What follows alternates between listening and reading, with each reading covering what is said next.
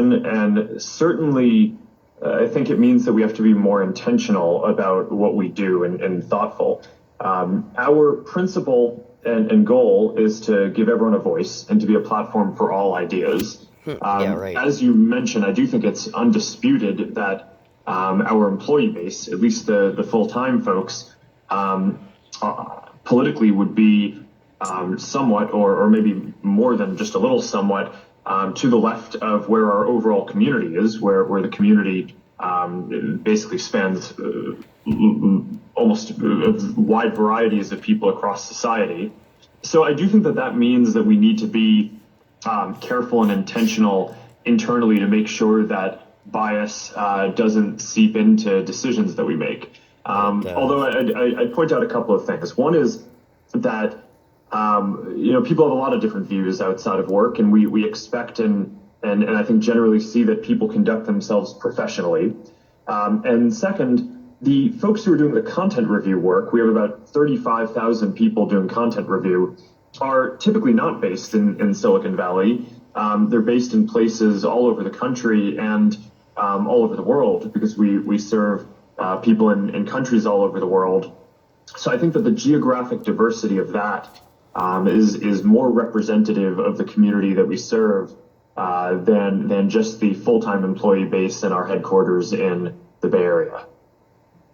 Thanks, Mr. Zuckerberg. Mr. Dorsey?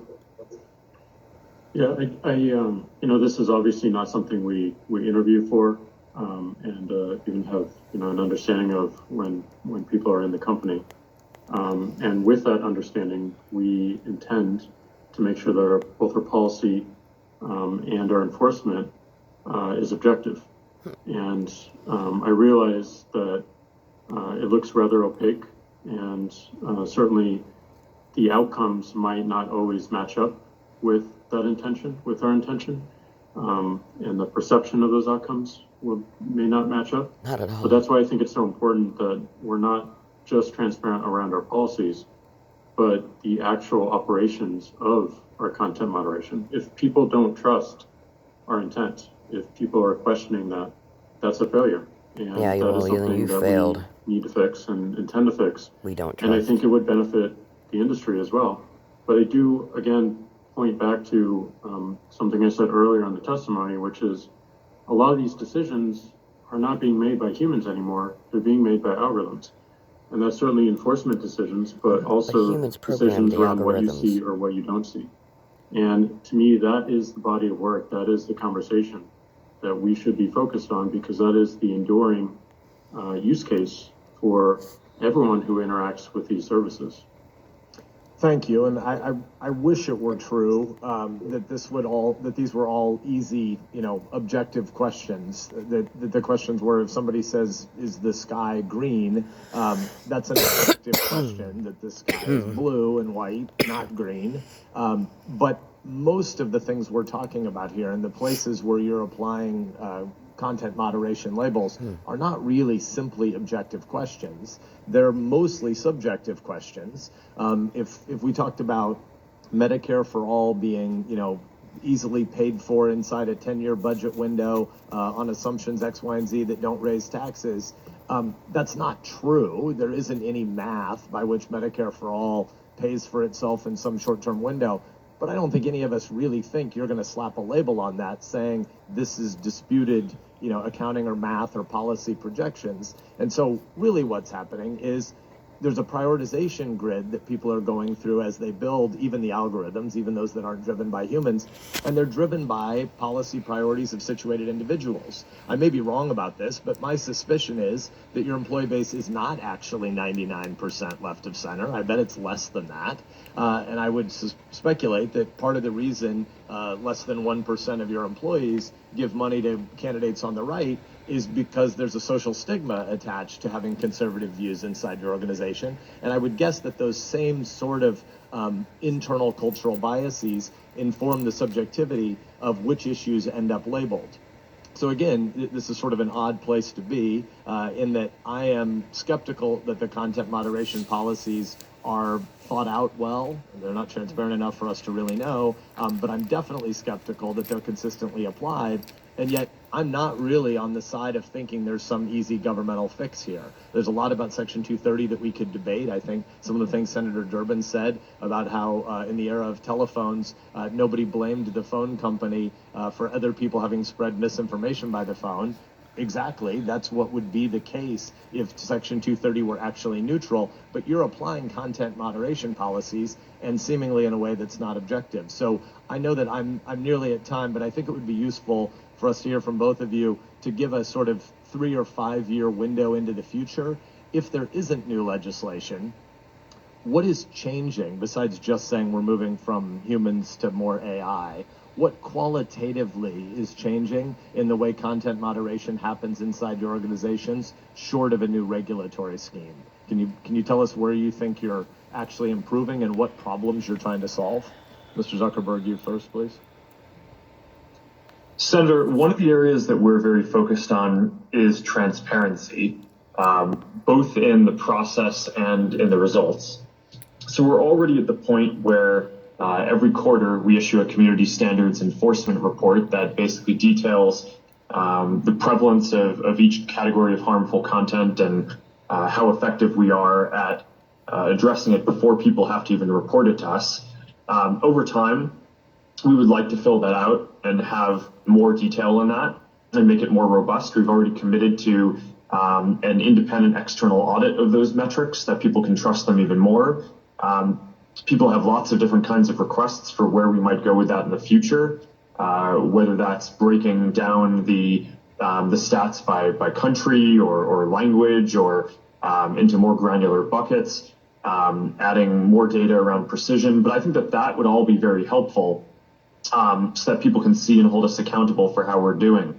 And for what it's worth, I think that would be a valuable part of a regulatory framework that would not feel particularly overreaching to me, is something that could be put in law that would create an apples to apples framework that all companies in this space would have to report on the outcomes and effectiveness of their programs in that way. So at least we can see how everyone is doing. That seems like a sensible step to me.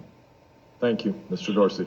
No, Senator so you want to Whitehouse. regulate other companies that Mr. aren't Dorsey's regulated asking in the your same same question, and then manner, I'll like get back to you in a hurry, Pollard, Mr. So White. sorry, I missed that. for It's instance. a junior acting chairman. Mr. Dorsey. Thank you. Well, I mean, if we're considering 3 to 5 years out, I think the realization that a centralized global content moderation system does not scale, and we need to rethink how we operate these services. And I would point to, we certainly need transparency around any process that we have and around the practice and the outcomes of those moderations. But I think having more control so that individuals can moderate themselves, pushing the power of moderation to the edges and to our customers and to the individuals using the service is something we'll see more of. And I also believe that having more choice around how algorithms are altering my experience and creating my experience is important. So being able to turn off ranking algorithms, being able to choose different ranking algorithms that are found, written by third-party developers and somewhat of an algorithmic marketplace, I think is important and a future that would excite and energize us. Thank you. I've appreciated my interaction with both of your companies in the run-up to this, and I think both of you said some meaty things there about ways we can move toward greater transparency, so I'll follow up again. Thank you, Mr. Chairman. Thank you. Senator Whitehouse. Thank you, Chairman. Gentlemen, let me start with just a moment's history to give some context to my questions. When the tobacco industry discovered that its product was deadly, it responded to that news with a systematized program of denying that set of facts. The upshot for the tobacco industry was not great. It was found in federal court to have been engaged in massive fraud and was put under court order to cease its fraudulent behavior. At around the same time, the fossil fuel industry began to run into a similar problem regarding the effects of its product, and it picked up the tobacco industry scheme kind of where it left off including using some of the same individuals, some of the same entities, many of the same methods as the tobacco industry's denial operation. These are persistent, highly motivated, very well-funded and complex information operations, not unlike a hostile intelligence service would run. And they are quite secretive. And we're now seeing a new form, I guess you'd call it election denial, happening around our country right now. So that's the background that I come at this from seeing. And I'm wondering if each of you see a difference between individual error and basically mass disinformation. Is there a difference between odd people with fringe views who offer personal opinions and an orchestrated plan of deliberate misinformation or disinformation that is driven by motivated interests, whether foreign or domestic?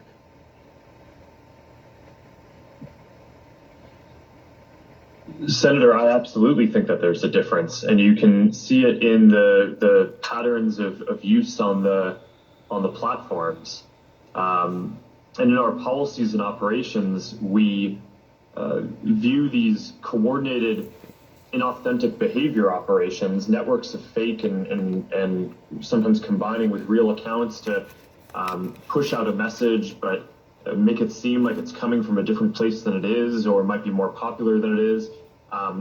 This is what we saw the Internet Research Agency out of Russia do in 2016.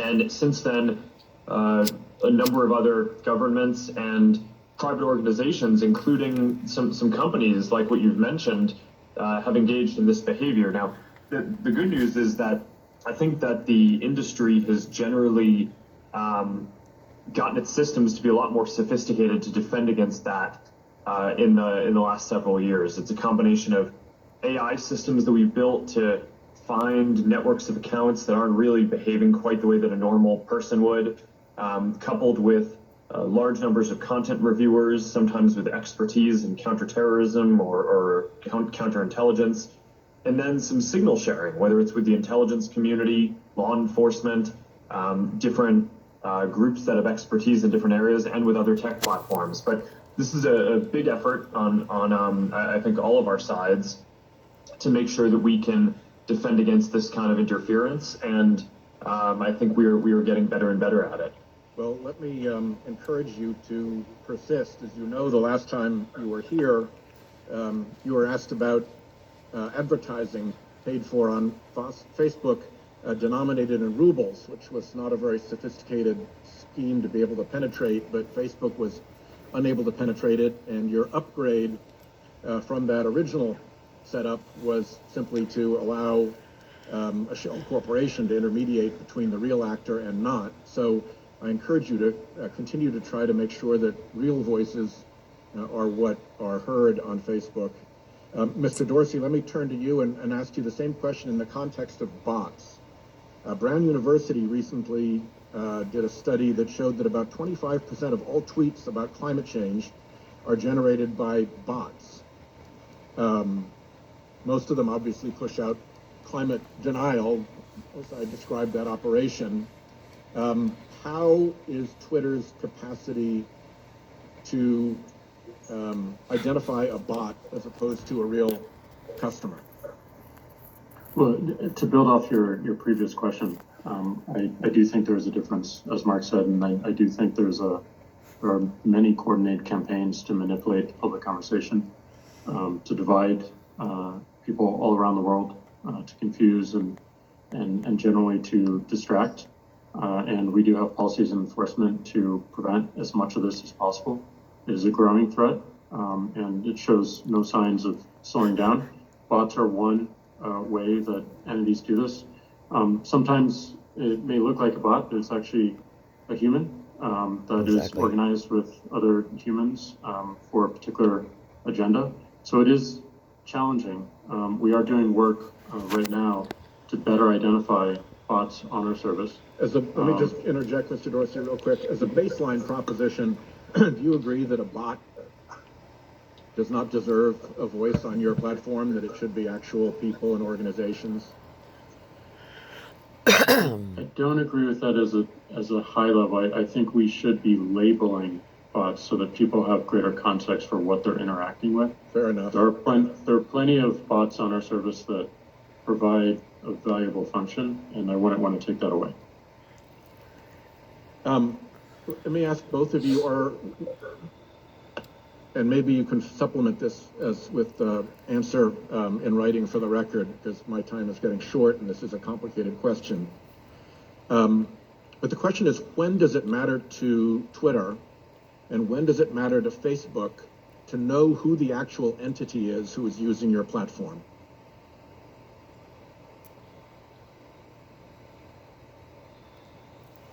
Let me start with you, Mr. Dorsey, since Mr. Zuckerberg went first last time. And you can defer to a written answer if you like, because my time's running very short.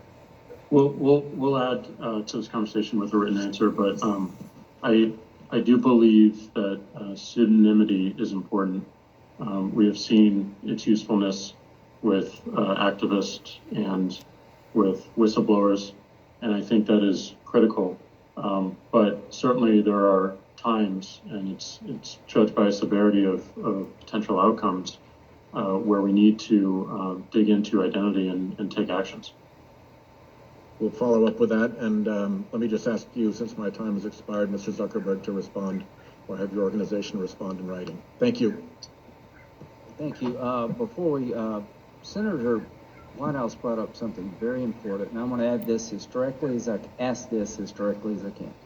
To Facebook and Twitter, do you have any internal research or evidence to suggest that your platforms can be addictive? Mr. Zuckerberg.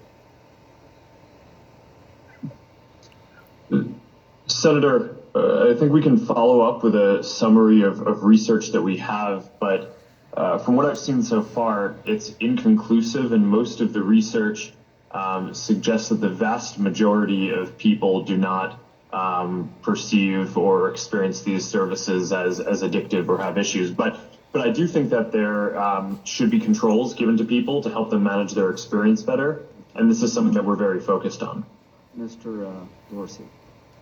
I'm not aware of internal research, but we can follow up. But I do think, like anything else, these tools can be addictive, and we should be aware of that, acknowledge it, and make sure that we are making our customers aware of better patterns of usage.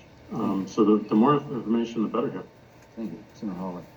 Thank you, Mr. Chairman. In the late 19th century, the heads of the biggest corporations in America, the robber barons, got together and they set rates, they set prices, they determined how they would control information flow, they determined how they get rid of competition.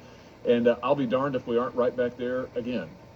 Except for this time, you're the robber barons. Your companies are the most powerful companies in the world, and I want to talk about how you're coordinating together to control information. In recent days, my office was contacted by a Facebook whistleblower, a former employee of the company with direct knowledge of the company's content moderation practices, and I want to start by talking about an internal platform called Tasks that Facebook uses to coordinate projects, including censorship. The Tasks platform allows Facebook employees to communicate about projects they're working on together. That includes Facebook's censorship teams, including the so-called community well-being team, the integrity team, and the hate speech engineering team, who all use the Task platform to discuss which individuals or hashtags or websites to ban. Now, Mr. Zuckerberg, you're familiar with the Task platform, aren't you? Senator, we use the task system for, I think it's, as you say, for people coordinating all kinds of work across the company, although I'm not sure if I'd agree with the characterization specifically around content moderation that you gave. Well, let's get into that. And let me see if we can refresh your memory and provide folks at home watching with an example. Here over my shoulder is an example. It's a screenshot of the Task platform in use. You'll notice if the cameras zoom in, several references to election integrity throughout on these lists of tasks. Again, this is shared across Facebook's sites, company locations, by working groups. what particularly intrigued me is that the platform reflects censorship input from Google and Twitter as well. So Facebook, as I understand it, Facebook censorship teams communicate with their counterparts at Twitter and Google and then enter those companies' suggestions for censorship onto the task platform so that Facebook can then follow up with them and effectively coordinate their censorship efforts. Mr. Zuckerberg, let me just ask you directly, under oath now, does Facebook coordinate its content moderation policies or efforts in any way with Google or Twitter? Senator, let me be clear about this. We do coordinate on and share signals on security related topics. So for example, if there is signal around a terrorist attack or around child exploitation imagery or around a foreign government creating an influence operation, that is an area where the companies do share signals about what they see. But I think it's important to be very clear that that is distinct from the content moderation policies that we or the other companies have, where once we share intelligence or signals between the companies, each company makes its own assessment of the right way to address and deal with that information. Well, I'm talking about content moderation. I'm talking about ideas. individuals, websites, hashtags, phrases to ban. Is it your testimony that you do not communicate with Twitter or Google about content moderation, about individuals, websites, phrases, hashtags to ban? Just yes or no. Do you communicate with Twitter or Google about coordinating your policies in this way? Senator, we do not coordinate our policies. Do your Facebook content moderation teams communicate with their counterparts at Twitter or Google? Senator, I'm not aware of anything specific, but I think it would be probably pretty normal for people to talk to their peers and colleagues in the industry. It would be normal, but you don't do it? No, I'm saying that I'm not aware of any particular conversation, but I would expect that some level of communication probably happens. But that is different from coordinating what our policies are or our responses in specific instances. Well, fortunately, I understand that the task platform is searchable. So will you provide a list of every mention of Google or Twitter from the tasks platform to this committee? Senator, that's something that I can follow up with you and your team after on. Well, yes or no, I'm sure you can follow up with the list, but why don't you commit while I've got you here under oath? It's so much better to do this under oath. Will you commit now to providing a list from the tasks platform of every mention of Google or Twitter? Senator, respectfully, I'm without having looked into this, I'm not aware of any sensitivity that might exist around that. So I don't think it would be wise for me to commit to that right now. But I would have to follow. How many items on the task platform reflect that Facebook, Twitter, and Google are sharing information about websites or hashtags or platforms that they want to suppress? Senator, I do not know. Will you provide a list of every website and hashtag that Facebook content moderation teams have discussed banning on the task platform? Senator, again, I would be happy to follow up with you or your team to discuss further how we might move forward on that. But without will you commit to it here? Senator Cruz and Senator Lee both asked you for lists of individuals, websites, entities that have been subject to content moderation. You expressed doubt about whether any such information exists, but you've also now said that the task website, you've acknowledged the task platform exists, that it is searchable. So will you commit to providing the information you have logged on the task website about content moderation that your company is undertaking? Yes or no? Senator, I think it would be better to follow up once I've had a chance to discuss with my team what any sensitivity around that would be that might prevent the kind of sharing that you're talking about. But once I've done that, I would be happy to follow up. All right. So you won't commit to do it here. We could, of course, subpoena this information. I think but you should. I'd much rather get it from you voluntarily. But I think let everybody take note that Mr. Zuckerberg has now repeatedly refused to provide information that he knows that he has and has now acknowledged that he has, that Tasks has under oath. Let me switch to a different topic. Mr. Zuckerberg, tell me about Centra. What is the Facebook internal tool called Centra? Senator, I'm not aware of any tool with that name. Well, let me see if this refreshes your memory. There's a demonstrative now over my shoulder. Centra is a tool that Facebook uses to track its users, not just on Facebook, but across the entire internet.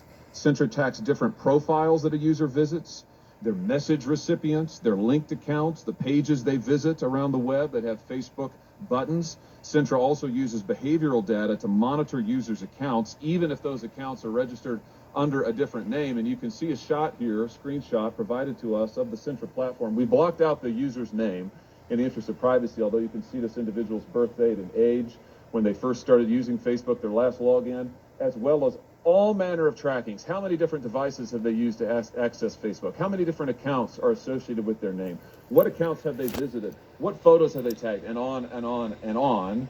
Mr. Zuckerberg, how many accounts in the United States have been subject to review and shut down through Centra? Senator, I do not know because I'm not actually familiar with the name of that tool. I'm sure that we have tools that help us with our platform and community integrity work. But I am not familiar with that name. Yeah. Do you have a sure tool you're that not. does exactly what I've described and that you can see here over my shoulder? Or are you saying that that doesn't exist? Senator, I'm saying that I'm not familiar with it and that I'd be happy to follow up and get you and your team the information that you would like on this. But I'm limited in what I can, what I'm familiar with and can share today. It's always amazing to me, Mr. Chairman, how many people before this committee suddenly develop amnesia. Maybe it is something about the air in the room. Let me ask you this. When a Facebook employee accesses a user's private information, like their private messages or their personally identifiable data, is a record made of that, Mr. Zuckerberg? Sorry, Senator, can you repeat that? Is a record made of any time a Facebook employee accesses a user's private information, personally identifiable information, for example, messages? Is a record made anytime a Facebook employee does that? Senator, I believe so. Does it trigger an audit? Senator, I think sometimes it may. How many audits have been conducted?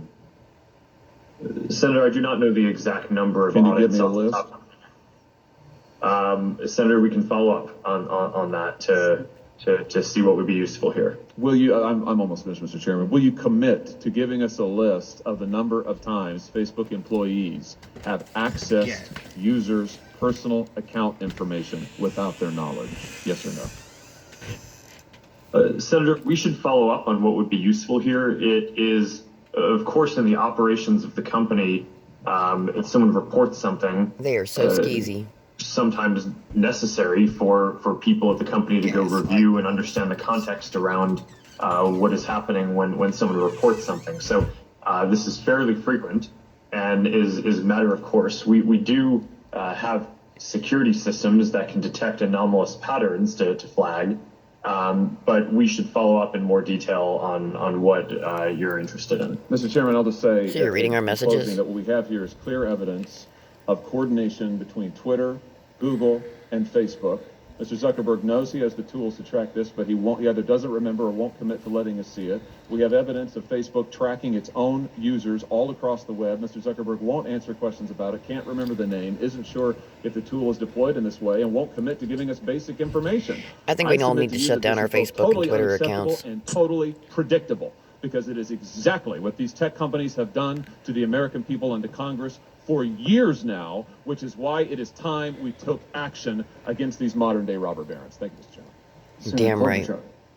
Thank you very much, Mr. Chairman. I'm, as you know, the